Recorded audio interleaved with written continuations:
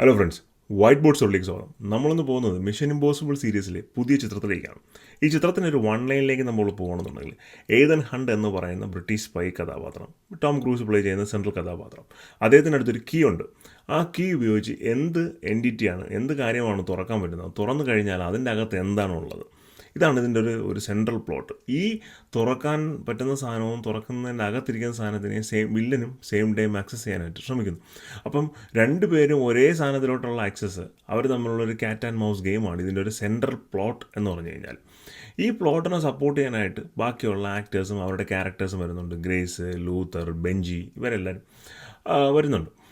ഇനി ഈ സിനിമയുടെ ഒരു വൺ ലൈനും അപ്പുറം ഇത് വളരെ ഹൈ എക്സ്പെക്റ്റേഷനോടുകൂടി വന്നിരിക്കുന്ന ഒരു സിനിമയാണ്. അതുകൊണ്ട് തന്നെ ഇതിനൊന്ന് ഒരു ഡീറ്റെയിൽ വ്യൂവിലേക്ക് നമ്മൾ പോകുമ്പോൾ, ഒരു ഫസ്റ്റ് ഹാഫ് സെക്കൻഡ് ഹാഫ് എന്നുള്ള നിലയ്ക്ക് നമ്മൾ പോകുമ്പോൾ, ഇതിൻ്റെ ഫസ്റ്റ് ഹാഫ് എന്ന് പറഞ്ഞു കഴിഞ്ഞാൽ ക്യാരക്ടേഴ്സിനെ എല്ലാം ബിൽഡ് ചെയ്യാനായിട്ട് ഉള്ള ഡയലോഗ്സും അവരുടെ ഒരു സ്റ്റോറി സിറ്റുവേഷനും അങ്ങനെയുള്ള ഒരുപാട് ഡീറ്റെയിൽസൊക്കെയാണ്.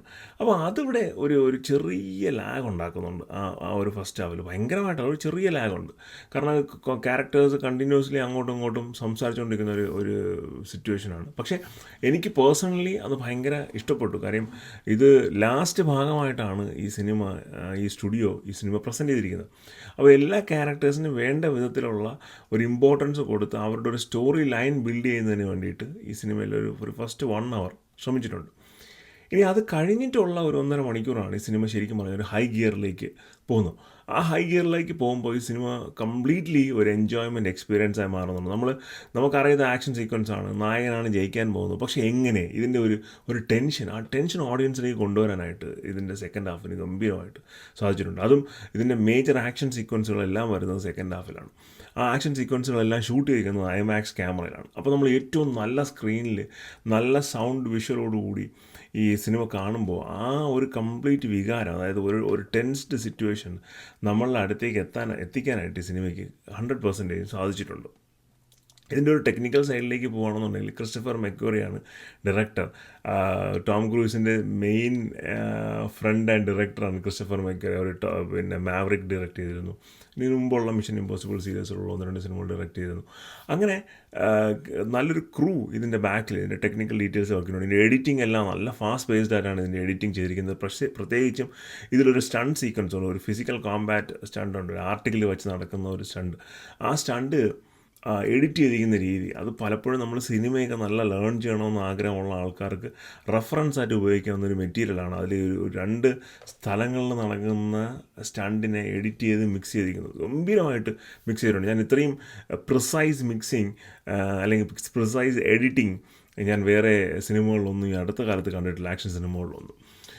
ഇത് അതിൻ്റെ ഒരു ടെക്നിക്കൽ ഡീറ്റെയിൽസാണ്. ഇതിൻ്റെ ഒരു ആക്ടേഴ്സിൻ്റെ ഒരു പെർഫോമൻസിലേക്ക് നമ്മൾ പോകുകയാണെന്നുണ്ടെങ്കിൽ ഡെഫിനറ്റ്ലി ടോം ക്രൂസ് ആണ് ഈ സിനിമയുടെ പില്ലർ എന്ന് പറഞ്ഞു കഴിഞ്ഞാൽ. ബാക്കിയുള്ള എല്ലാ ക്യാരക്ടേഴ്സും നല്ല ആക്ടിങ് തന്നെ പെർഫോമൻസ് കാഴ്ചവെച്ചിട്ടുണ്ട്.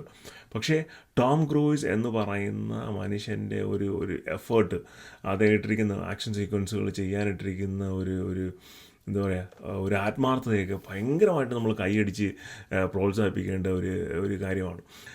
കാരണം ചില ആക്ഷൻ സീക്വൻസുകളൊക്കെ നമ്മൾ കാണുമ്പോൾ തന്നെ നമുക്ക് ഭയങ്കരമായിട്ട് ടെൻഷൻ, ഞരമ്പുകളൊക്കെ വലിഞ്ഞു മുറുകുന്ന ഒരു അവസ്ഥ ഉണ്ടാകും. കാരണം അത്ര ടൈറ്റായിട്ടാണ് അതിൻ്റെ സീക്വൻസുകൾ എഡിറ്റ് ചെയ്തിരിക്കുന്നത്, അദ്ദേഹം അതിൽ ആക്ട് ചെയ്തിരിക്കുന്നത്. ഗംഭീരമായ ആക്ഷൻ സീക്വൻസുകളാണ് പടത്തിൽ ഇതിൻ്റെ ഉടനീളം വന്നിട്ടുള്ളത്.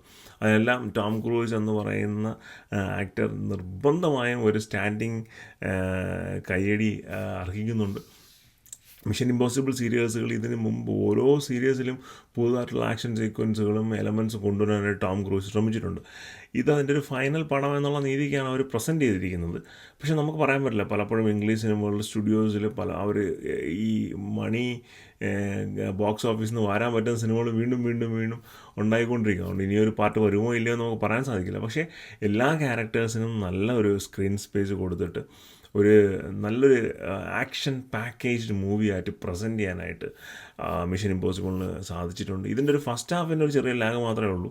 അത് കഥ നമ്മൾ ആദ്യം മൂലം മിഷൻ ഇമ്പോസിബിൾ സീരീസ് കണ്ടിട്ടില്ല എന്നുണ്ടെങ്കിൽ ചില സ്ഥലങ്ങളിൽ നമുക്ക് ചിലതായിട്ട് മിസ്സാവും. ഇത് ശരിക്കും ഇവിടെ എന്താണ് സംഭവിച്ചത്. കാര്യം കുറച്ച് റെഫറൻസ് സീൻസുകളൊക്കെ ഉണ്ട് ഈ പഴയ മിഷൻ ഇമ്പോസിബിൾ സീരീസിലെ മൂവീസുമായിട്ട്.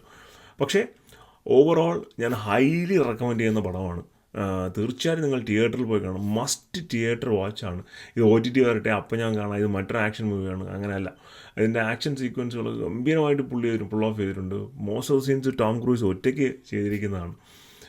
അപ്പോൾ അതൊക്കെ കൊണ്ട് തന്നെ നല്ലൊരു തിയേറ്റർ വാച്ചാണ്. തീർച്ചയായും തിയേറ്ററിൽ പോയി സിനിമ കാണുക. സിനിമ കണ്ടിട്ട് നിങ്ങളുടെ അഭിപ്രായങ്ങൾ കമൻസ് ആയിട്ട് പറയുക. വീഡിയോയെക്കുറിച്ചുള്ള നിർദ്ദേശങ്ങളും നിങ്ങളുടെ ഫീഡ്ബാക്കും ഒക്കെ കമൻ്റായിട്ട് പറയുക. വീഡിയോസ് ഇഷ്ടപ്പെടുന്നുണ്ടെങ്കിൽ ലൈക്ക് ചെയ്യുക, ഷെയർ ചെയ്യുക, സബ്സ്ക്രൈബ് ചെയ്യുക. മറ്റൊരു വീഡിയോ ആയിരിക്കും. ബൈ.